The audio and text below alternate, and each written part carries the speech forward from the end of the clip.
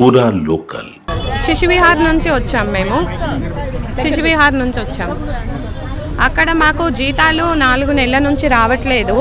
మేము అదే సమస్య చెప్పనీకి ఇక్కడ లెటర్ ఇవ్వడానికి వచ్చామన్నమాట. ఇది చాలాసార్లు వచ్చాము. మేము చాలా చోట్లకి వెళ్తున్నాం. సీతక్క దగ్గరికి వెళ్ళాము, కలెక్టర్ ఆఫీస్కి వెళ్ళాము, లేబర్ ఆఫీస్కి వెళ్తున్నాము. ఇప్పుడు 16 నెలల నుంచి అయితే మాకు జీతాలు అసలు రావట్లేదు.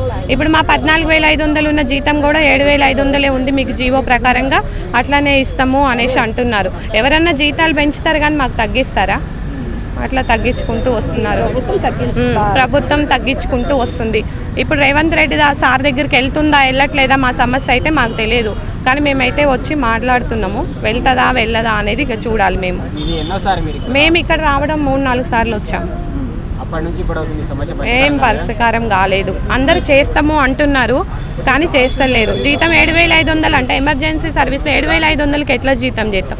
ఈఎస్ఐపిఎఫ్ బోన్ 6,000 వస్తుంది. ఇప్పుడు ఒకవేళ బస్ పాస్ కూడా ఉంటే 1,500 పోతే 4,000-4,500కి డ్యూటీ చేయాల్సి వస్తుంది. అలా ఎలా చేస్తాం మేము?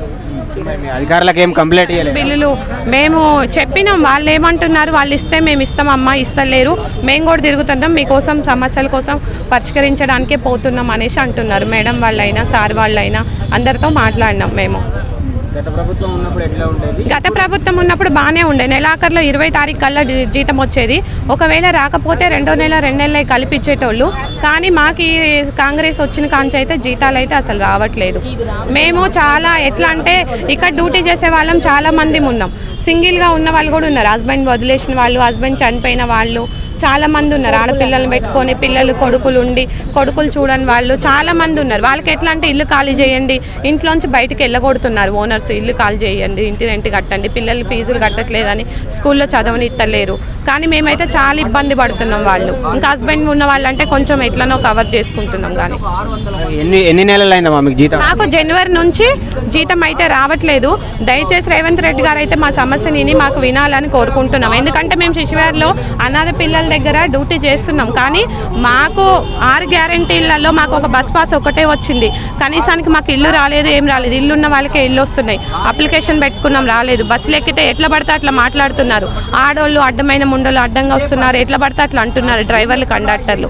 అయినా కానీ అన్ని మాటలు పడుకుంటూ మేము డ్యూటీ చేస్తున్నాం. అదే బస్ పాస్ కూడా లేకపోతే అది కూడా చేయలేకపోయేటోళ్ళం డ్యూటీ. కానీ అది ఇచ్చినందుకు థ్యాంక్ యూ చెప్పాల్సిందే. ధన్యవాదాలు ఖచ్చితంగా రేవంత్ రెడ్డి. కాంగ్రెస్ గవర్నమెంట్ వచ్చినాక గవర్నమెంట్ ఉద్యోగస్తులు అందరికీ 1వ తారీఖు టింగు అని మెసేజ్లు వస్తున్నాయి, జీతాలు పడుతున్నాయని చెప్పి. జీతాలు అయితే పడట్లేదు సార్. ఎందుకంటే ఈ కాంగ్రెస్ ప్రభుత్వం వచ్చిన కానీ జీతాలు అయితే అస్సలు రావట్లేదు.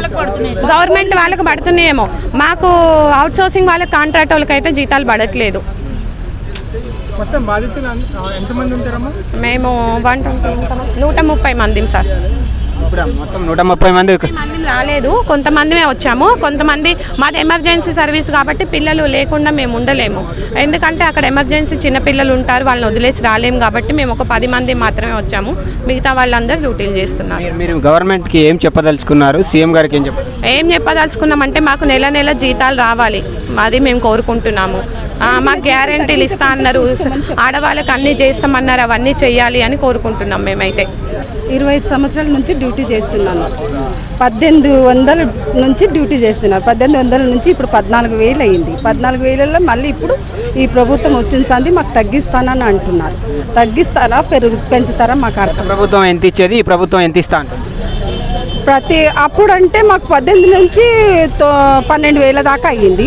12,000 నుంచి ఇప్పుడు దివ్య మేడం ఉన్నప్పుడు మాకు 14,000 అయ్యింది. ఆ 14,000 ఆమె ఎక్కడికి వెళ్ళి తెచ్చిందా, ఏం చేసిందో మాకు తెలియదు. మేము ఇవ్వలేము అంత జీతం, మేము ఇవ్వలేము.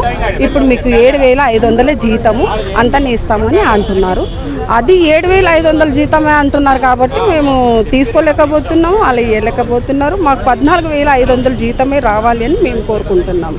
అయినా 4 నెలల సంది మాకు ఆపేశారు జీతం. మీ పై అధికారులకు చెప్పలేదా మరి జీతాలు రావట్లేదు, ఏంటి ప్రాబ్లం ఏంటి అని అడగలేదు? చెప్పాము మేము. చాలాసార్లు వస్తూనే ఉంటారు, DW సార్ వస్తూనే ఉంటాము, మేము చెప్తూనే ఉంటాము. వస్తాయమ్మా అని అంటూనే ఉంటాము. అంతే, ఇంకేం మాట్లాడరు. బడ్జెట్ రాలేదు, బడ్జెట్ వచ్చినాక ఇస్తాము, అక్కడికి రావాలి, ఇక్కడికి రావాలి, బడ్జెట్ రిలీజ్ కాలేదు, ఇలా మాట్లాడతారు. కానీ మాకు ఆ 14,000 ఆమె ఎక్కడికి వెళ్ళి తెచ్చిందా, ఏం చేసిందో మాకు తెలియదు. మేము ఇవ్వలేము అంత జీతం, మేము ఇవ్వలేము. ఇప్పుడు మీకు 7,500 జీతము అంతనే ఇస్తామని అంటున్నారు. అది 7,500 జీతమే అంటున్నారు కాబట్టి మేము తీసుకోలేకపోతున్నాము, అలా ఇవ్వలేకపోతున్నారు. మాకు 14,500 జీతమే రావాలి అని మేము కోరుకుంటున్నాము. అయినా 4 నెలల సంది మాకు ఆపేశారు జీతం. మీ పై అధికారులకు చెప్పలేదా మరి జీతాలు రావట్లేదు ఏంటి ప్రాబ్లం ఏంటి అని అడగలేదు? చెప్పాము మేము. అవి చాలాసార్లు వస్తూనే ఉంటారు, DW సార్ వస్తూనే ఉంటారు, మేము చెప్తూనే ఉంటాము. వస్తాయమ్మా అని అంటూనే ఉంటారు. అంతే, ఇంకేం మాట్లాడరు.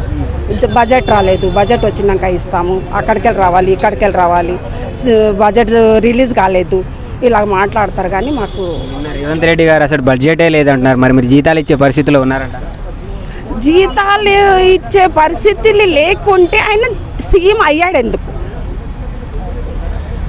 జీతాలు ఇచ్చే పరిస్థితి ఈ ప్రజా పాలన పెట్టాడు ఎందుకు? మా సుంటి వాళ్ళకే కదా ఆయన సాయం చేయాలని పెట్టుకున్నాడు కదా. మరి మాకు సాయం చేయమని కోరుకుంటున్నాను.